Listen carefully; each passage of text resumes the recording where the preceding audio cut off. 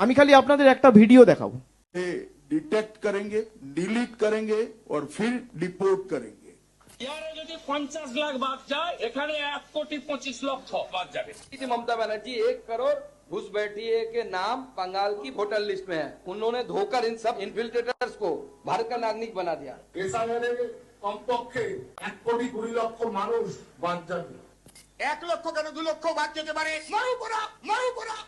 আপনারা দেখলেন এই ভিডিও কোনো আমার কথা না, তৃণমূলের কোনো নেতার কথা নয়। রাজ্যের বিরোধী দলনেতা শুভেন্দু অধিকারী তিনি এসআইআর হওয়ার আগে, সংখ্যাটা এই কারণে আপনাদের সবাইকে বললাম মনোযোগ দিয়ে শুনুন, তিনি বলছেন 1,25,00,000 নাম বাদ যাবে। এবার আপনাদের দেখাই, অমিত শাহ বলে না ক্রোনোলজি সমঝো, আপনারা ক্রোনোলজি বুঝুন।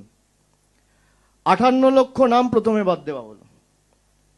কালকে দেখানো হয়েছে যে ফর্ম 7 এর মাধ্যমে 5,48,000 মানে 5,48,000 মানে 5.5 লক্ষ, তাহলে 58 লক্ষ আর প্রায় 6 লক্ষ যদি আমি ধরি তাহলে কত হলো?